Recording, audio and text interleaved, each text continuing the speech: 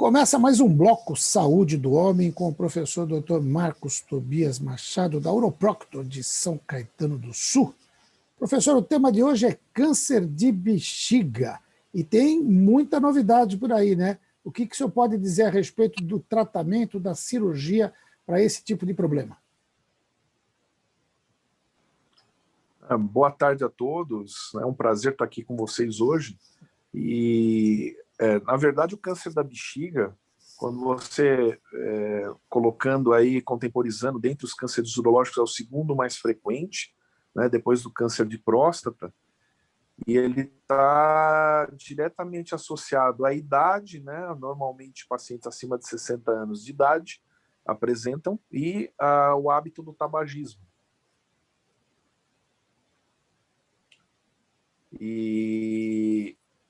E isso são os principais fatores. Normalmente, primeira coisa que aparece é um sangramento na urina, né? O paciente tem um sangramento na urina e chama-se atenção para esse problema. Quando a gente vai fazer o diagnóstico, passa um aparelho por dentro da uretra, chega na bexiga, a gente encontra duas situações. Ou um tumor que é superficial, só na superfície, né, do epitélio da bexiga, e isso acontece em 80% dos casos, são tumores que normalmente a gente retira endoscopicamente, manda para biópsia, e em algumas situações a gente precisa fazer uma vacina, que é o BCG. E aí a gente já fez o tratamento do paciente, a ressecção endoscópica com o BCG. Isso a grande maioria dos casos resolve. Tá? Um outro tipo de doença são doenças ou tumores maiores, mais agressivos, infiltrativos. E eles aprofundam para dentro da musculatura da bexiga. Nessa situação, uma situação mais grave, que normalmente aumenta muito o risco da doença se disseminar, né, dar as metástases, né, se espalhar pelo organismo. E quando a doença se espalha, ela é incurável. Então, a chance de curar é quando ela ainda está na musculatura, e nessa situação a gente tem que retirar toda a bexiga, né? E aí começa o drama, né? Primeiro que quando a gente fazia isso antigamente com cirurgias convencionais com incisão, a gente tinha um índice de complicação muito grande no pós-operatório, por volta de 50% ou mais, né? Com 2% de mortalidade, ou seja, uma cirurgia com risco até de morte para o paciente. Né? Hoje em dia, a gente utiliza a cirurgia robótica, que ela é mais precisa e reduz significativamente o sangramento, né? Reduzindo, então, o índice de complicações no pós-operatório. Né? Associado a tudo isso, a gente usa uma série de cuidados no pré-operatório, no intraoperatório, durante a anestesia e no pós-operatório, que aceleram a recuperação do paciente. Ou seja, a gente não utiliza mais analgésicos opioides, a gente retira drenos e sondas muito mais precocemente, então a gente consegue tirar o paciente do leito mais precocemente e dar alta ao paciente mais precocemente. Então você acaba reduzindo o índice de complicações, né? E isso é o que a gente tem visto atualmente, fazendo associação dessas técnicas cirúrgicas menos invasivas com os protocolos de recuperação pós-operatória mais rápida. Então, nesta semana, a gente fez uma cirurgia, né, há 2 dias atrás, onde a gente está dando alta ao paciente hoje, sendo que, normalmente, depois de uma cistectomia, que a gente chama, né, essa cirurgia com a retirada da bexiga, o paciente ficava no hospital 7 dias, 15 dias, né, se complica, fica às vezes até mais de um mês, né, tratando as complicações. Então, uma evolução fantástica, maravilhosa, que a gente passou a ter aí nesses últimos anos, mesmo nessa cirurgia de extrema complexidade, que é uma das mais complexas, mais agressivas que a gente tem na urologia. Correto. E quando há a retirada total da bexiga, é feita uma nova bexiga, uma bexiga artificial? Como é que é isso? Conta pra gente aí. Tirando a bexiga, você tem que fazer com que a urina saia do paciente. Né? Ou você coloca os canais que vêm do rim, que chamam ureteres, diretamente na pele, que se chama ureterostomia cutânea, né? Coloca uma bolsa A outra alternativa é usar um pequeno fragmento de intestino para colocar os ureteres e aí levar essa bolsa na pele. A vantagem de utilizar esse conduto é que ele estreita menos, então dá menos problema na saída da urina. Ou para alguns pacientes que você tem a uretra disponível, né, e tem um bom estado de saúde, refazer a bexiga com o intestino. A gente ainda não tem, em engenharia genética, um tecido perfeito que substitua a bexiga.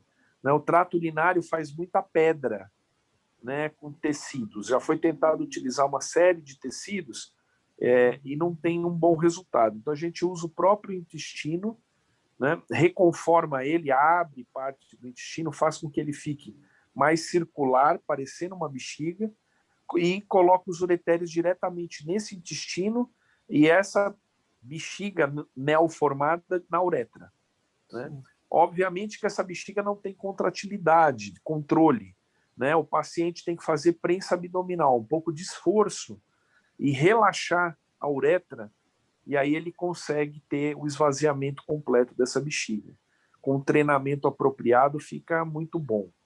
Né? A grande vantagem disso, primeiro, é a estética, né? Não aparece nenhum conduto, não aparece nada. E segundo, que o paciente tem uma vida mais normal possível com relação ao rim. Essas bexigas ficam com a pressão baixa e permite que se preserve bem o rim. Qualquer tipo de conduto outro qualquer fica em contato com o meio externo e tende a ter um risco maior de ter infecções. Então, são coisas que podem acontecer durante uma reconstrução urinária. Não é a bexiga do paciente, mas é o melhor que se pode fazer atualmente. Correto. E dá para a gente falar para os nossos telespectadores, para as nossas telespectadoras, sobre as principais causas que levam ao câncer de bexiga, o que pode Sim. ocasionar? A principal causa é o fumo, o tabagismo. Né? Isso aumenta muitas vezes o risco, né? O risco é acumulativo. Quanto mais tempo o indivíduo fuma, pior é. Quanto mais quantidade de tóxico, né, de ingestão, é pior também. E quando ele para de fumar, o risco não zera completamente, vai diminuindo com os anos, tá? Mas não fica igual o indivíduo que não fumou. Então, essa é a primeira coisa. E outra coisa é uma atividades ocupacionais que mexem com aminas aromáticas, né? Empresa de tintas, né? Empresas com óleo, com gasolina, com benzeno, são coisas que podem eventualmente aí ter uma ocupação, um problema ocupacional e causar o tumor de bexiga ocupacional, que a gente chama. Então, essas são situações mais críticas e mais aparentes de quando o tumor de bexiga pode acontecer. E a incidência dele é muito grande? Dá para falar em termos de números? Aí, qual percentual da população é atingida? Na verdade, se a gente for pegar um pool completo de cânceres, a gente tem esse número por volta de 2%. Né? A gente, se você pegar em homens, né? Tanto em homens quanto mulheres, tá uma incidência muito parecida, porque o hábito do tabagismo tem estado igual, né? Não é mais uma preferência dos homens. Já foi uma doença muito mais masculina do que feminina. Hoje está mais ou menos equilibrado. Né? Mas a gente fala aí por volta de 2%, quando a gente fala de câncer de próstata em homens, a gente está falando em 10% dos cânceres, né? Então é muito menos frequente, mas ainda é significativo para a nossa população. Ótimo. Bom, acho que a gente conseguiu resumir bastante. Se tiver algum ponto que você queira abordar que eu não coloquei, fique à vontade.